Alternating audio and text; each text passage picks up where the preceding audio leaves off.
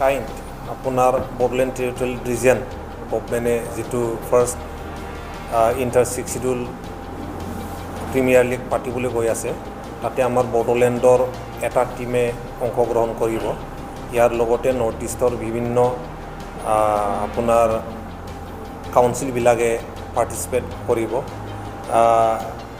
আমাক হেমেন্দ্ৰ নাথ ব্ৰহ্ম ডাঙৰীয়াক সভাপতি হিচাপে এটা সিলেকশ্যন কমিটি বনাই দিছিলে মই চেয়াৰপাৰ্চন আছিলোঁ আমি মুছলপুৰত এটা কেম্প বনাইছিলোঁ for the selection of the players তাৰপিছত আমি সিনিয়ৰ কেইজনমান প্লেয়াৰ মাতি পিনি এটা বড়োলেণ্ডৰ কাৰণে এটা ষ্ট্ৰং টিম বনাবলৈ আমি চেষ্টা কৰিছোঁ আৰু সেই মৰ্মে আমি আজি এটা পূৰ্ণাংগভাৱে এটা বড়োলেণ্ড ৰিপ্ৰেজেণ্ট কৰিব পৰা এটা টিম পাবলৈ সক্ষম হৈছোঁ ইয়াৰ জৰিয়তে আপোনালোকক জনাবলৈ মই বিচাৰিছোঁ আমাৰ খেল খাইলি আছে লাই অট'নমাছ ডিষ্ট্ৰিক্ট কাউন্সিলৰ লগত ডিমাকুছিত হ'ব আপোনাৰ 6:15 ইভিনিং গেম হ'ব তাতে মই সকলোকে অংশগ্ৰহণ কৰি আমাৰ বড়োলেণ্ড টিমক ছাপোৰ্ট কৰিবলৈ মই চবকে অনুৰোধ জনাইছোঁ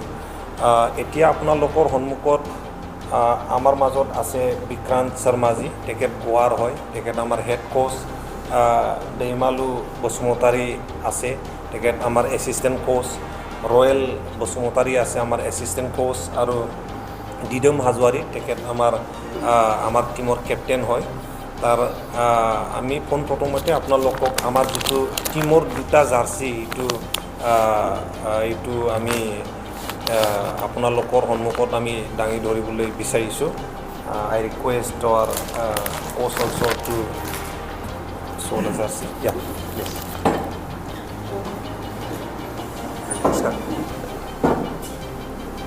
Yellow আৰু blue mix এই দুটা আমাৰ মেইন জাৰ্চি হ'ব তো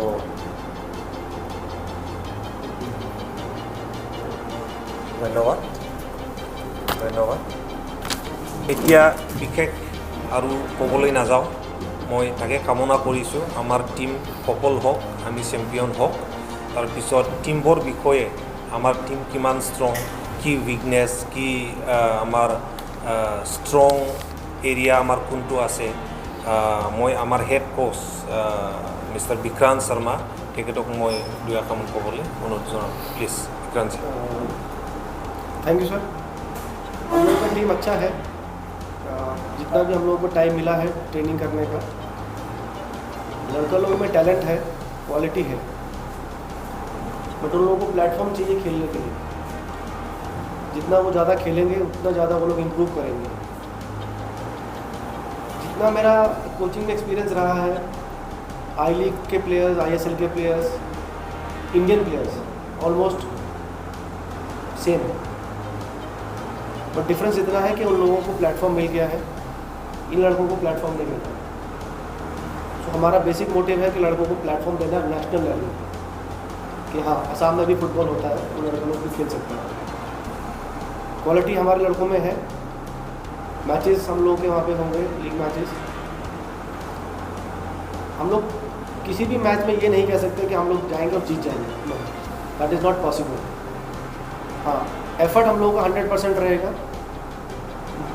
रिजल्ट ऊपर वाले के हाथ में but we will give our best no doubt every single match will give best thank you আমাৰ মেইনলি 22 জনীয়া এটা টিম বনোৱা হৈছে 22 জনীয়া টিমৰ আমাৰ 1 নম্বৰত আছে মনেশ্বৰ মুছাহাৰী তেখেত ভাইচ কেপ্টেইন হয় দিদম Hazowary captain Rajiv Boro Ripul Brahma Phungkha Basumatary Dancherang Basumatary Suraj Narzary Bharat Basumatary Situ Basumatary Shivra Narzary Skill Barman Timothy Narzary Sonam Basumatary Daikhlang Basumatary Michael Daimary Sansuma Mushahary Mithinga Daimary जोंग्ला Brahma रनाल गयारी बिश्वजित बसुमतारी खोमदोन ब्रह्म मेघराज बसुमतारी और आमार टीमत आछे कोच हेड कोच हिसाबे विक्रांत शर्मा एसिस्टेंट कोच हिसाबे आछे आमार लगत दैमालु बसुमतारी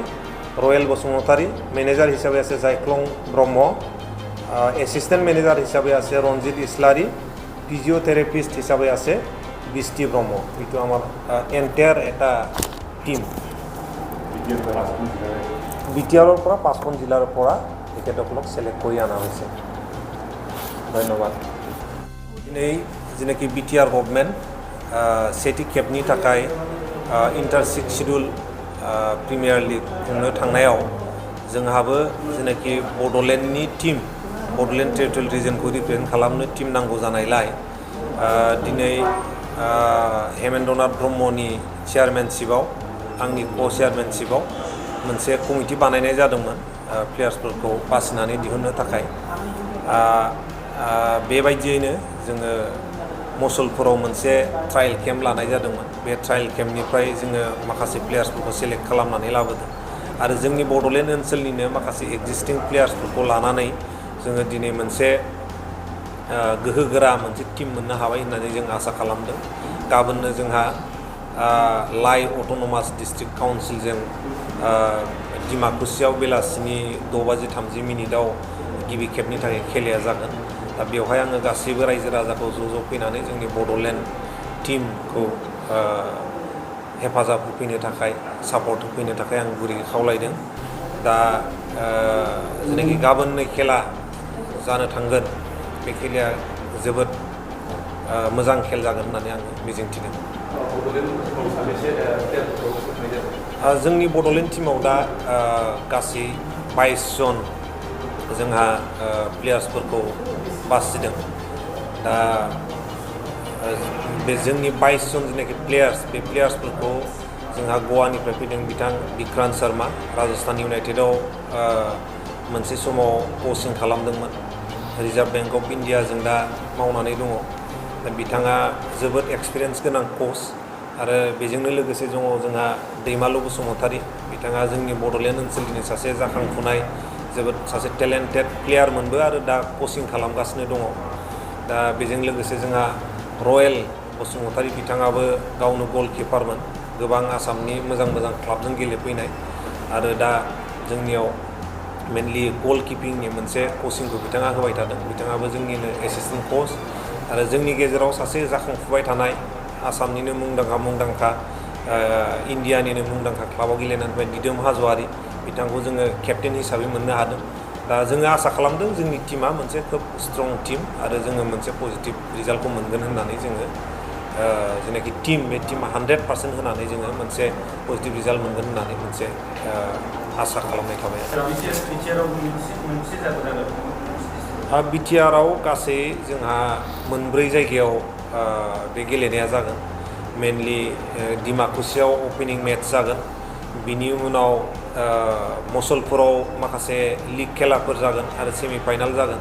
बिनि उनाव बिजनीआव लिग खेलाफोर जागोन।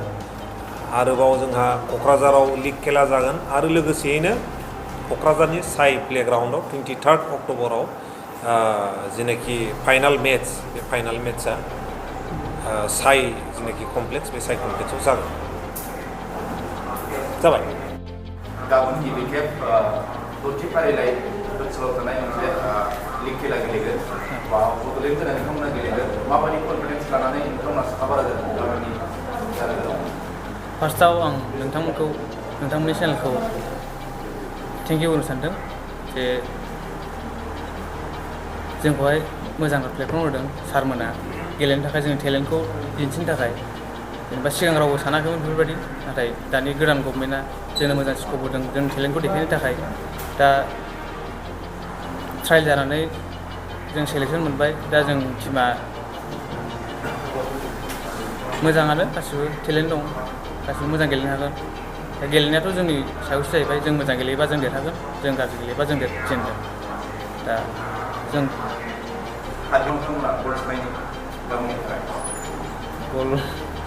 गल टारगेट लादों, गल सोबासो देरहाखागोन खेलायाबो। गल सोआबाथ' बहा देरहानो, गलजोंसो खोथा जाहैबाय।